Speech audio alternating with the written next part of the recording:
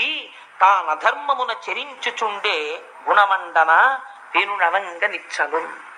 ఎంత గొప్ప తీర్పు చెప్తున్నారో చూడండి వ్యాసుల వారు. 7 తరాలు అటు ఇటు చూడండి వంశంలో పిల్లనిచ్చే ముందు అంటారు.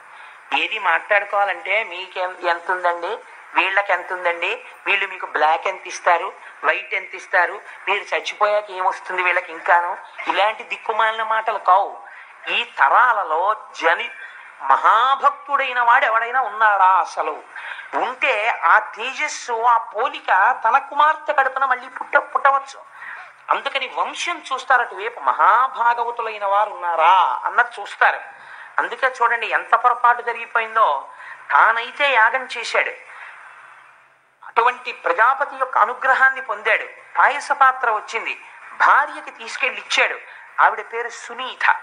ఆవిడ చూడండి భర్తృ సంగమము చేతనే సంతానాన్ని పొందింది. తేజస్సు అంగరాజు యొక్క తేజస్సే, ధర్మబద్ధమైనటువంటి సంగమే.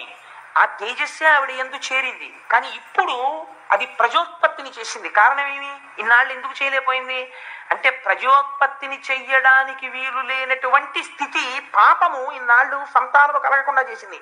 ఇప్పుడు ఆ విఘ్నం పోయింది. కాబట్టి ఇప్పుడు సంతానము కలగడానికి కావలసిన యోగ్యత సిద్ధించింది. కానీ క్షేత్రశుద్ధి జరగలేదు. క్షేత్రమునందు దోషం ఉంది. క్షేత్రమునందు దోషముండి విత్తనము గొప్పదైనా మొక్క మొలవదు. మొలిచిన కావలసినన్ని కాయలు పళ్ళు పండవు. ఊసర క్షేత్రమునందు పడిపోయింది అనుకోండి, విత్తనం పడిపోతే క్షేత్రము యొక్క లక్షణము కూడా చెట్టు యందు ప్రవేశిస్తుంది. చీడపీడలతో ఉంటుంది, సమృద్ధితో ఉండదు సస్యం. ఏమి జరిగింది? ఎంత నిర్దాక్షిణ్యంగా మాట్లాడుతుందో చూడండి భాగవతం. పెళ్లి నా ఇష్టం అన్న మాట ఎంత ప్రమాదమో, ఆ తర్వాత ఎంత ఏడుస్తాడో చూపిస్తాను. అంగరాజు చాలా ధార్మికుడే. ఏం జరిగింది? ఆయనకి వివాహము చేసినప్పుడు మృత్యువు యొక్క కుమార్తె అయిన సునీతనిచ్చి వివాహం చేశారు. సునీత గొప్ప మంత్రశక్తి కలిగినటువంటి తల్లి. ఆవిడ యందు దోషం లేదు, కానీ ఒక దోషం వచ్చింది. ఎక్కడి నుంచి వచ్చింది? ఆవిడ తల్లి గారు, ఆవిడ యొక్క తండ్రి గారు మృత్యువు. అందుచేత ఒకరిని మృత్యు అనేటటువంటిది ఎవరికి సంతోషకారకం కాదు కదండి. అందుకే అసలు ఎవరు ఇంట్లో దక్షిణ దిక్కుకి తిరిగి నమస్కారం చేయరు. కారణం ఏంటంటే దక్షిణ దిక్కుకి తిరిగి చేసిన నమస్కారం యమధర్మరాజు గారికి చెందుతుంది. ఆయన గబుక్కుని రోజు తిరిగి నమస్కారాలు ఎత్తేస్తున్నారు అనుకోండి, మీరు పూజామూర్తులన్నీ ఈశ్వర విగ్రహాలన్నీ ఉత్తర దిక్కుగా పెట్టి మీరు దక్షిణ దిక్కుకి తిరిగి నమస్కారాలు చేయడం మొదలెట్టారు అనుకోండి, ఆయన పుచ్చుకోవడం మొదలెట్టారు అనుకోండి, పాపం వీడు రోజు పెట్టేస్తున్నాడు రా మనకి దండాలు, వీడు తప్ప పెట్టేవాడు లేడు, సో నేను ప్రసన్నుడనవుతున్నాను, నేను చెయ్యగలిగిన విధి నీ పట్ల నేను చేసేస్తానన్నాడు అనుకోండి, ప్రమాదం వచ్చేస్తుందని వీడికి భయం. కానీ ఆయన అలా చేయడు పాపం. అలా టైంకే వస్తాడు ఆయన. వద్దన్నా రావద్దన్నా టైంకి వచ్చేవాడు ఆయన ఒక్కడే దిక్పాలకుల్లో. సూర్య భగవానుడు ఒకడు. అందుచేత అటువంటి మహాపురుషుడైనటువంటి యమధర్మరాజు గారు ఉన్న దిక్కుకి తిరిగి నమస్కారం చేయడమే మనకు భయం. కానీ అది హింసిస్తుంది. ఎందుకంటే ప్రతివాడికి భయం కదండి, భయకారకమై ఉంటుంది మృత్యువు. ఇప్పుడు తన భార్య తండ్రి గారి వైపు దోషం ఉంది, క్షేత్రము యొక్క బీజమునందు దోషం ఉంది, మృత్యువు యొక్క పుత్రిక. తత్కారణము చేత యాగమునందు ఉద్భవించినటువంటి ప్రజాపత్య పురుషుడిచ్చినటువంటి ప్రసాదము తిన్నప్పటికీ పుట్టినటువంటి కుమారుడు వ్యగ్ర స్వభావము కలిగిన వాడు జన్మించాడు.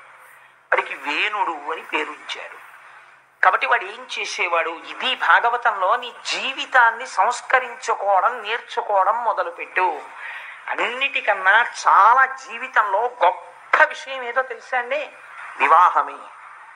ఎందుకో తెలుసా? వివాహం అనే సంస్కారం మనిషిని ఎటువైపుకైనా తిప్పేస్తుంది. ఒక్కొక్కసారి మహాభక్తుడైనటువంటి వాళ్ళ కుటుంబంలో పుట్టినవాడు ఉంటాడు. నేను వేదిక మీద చెప్పవచ్చో చెప్పకూడదో నాకు తెలియదు, కానీ ఒక ఉదాహరణ చెప్తాను, పేర్లు చెప్పకుండా. నాకు తెలిసి చాలా ధార్మికమై చాలా భగవంతుని పట్ల నిష్ఠ కలిగినటువంటి ఒక కుటుంబంలో ఒకే ఒక కొడుకు ఉండేవాడు. అతను చాలా మంచివాడు. అతనికి వెతికి వెతికి వెతికి వెతికి వెతికి 175 పెళ్లి చూపులు చూసి ఒక అమ్మాయిని తెచ్చి పెళ్లి చేశారు. ఇంత సౌందర్య రాశి లేదు, ఇంత గొప్పది లేదని. వివాహం అయిపోయిన వారం రోజులకి ఆ అమ్మాయి భర్తతో ఏమందో తెలుసా అండి? I hate A man like you, కనీసం సిగరెట్ కాల్చడం నీకు చేత కాదా అని అడిగింది. ఆవిడ పోరు పడలేక వాడు సిగరెట్ కాల్చడం నేర్చుకున్నాడు. ఆ తర్వాత ఏమిటే ఇప్పుడే సంధ్యావందనం పూజ, వాట్ ఈజ్ ఆల్ దిస్, ఏమిటిది, ఏమిటి what is all this non sense? ఇంట్లో సరదాగా లిక్కర్ పార్టీకి వెళ్ళాలి, యవ్వనం అనుభవించాలి, నువ్వు తాగు నేను తాగుతాను, సంతోషంగా గడపాలి మనం. ఏమిటివన్నీ, ఈ ఫోటోలు ఏంటి, ఈ ఏడు విష్ణుమూర్తి బ్రహ్మ ఏమిటివన్నీ, 4 పక్షులు అలాంటివి పట్ల పెట్టుకుందాం ఇంట్లో చక్కగా. యవ్వనానికి దీప్తి కల్పించే ఉండాలి. క్రమక్రమంగా ఇవాళ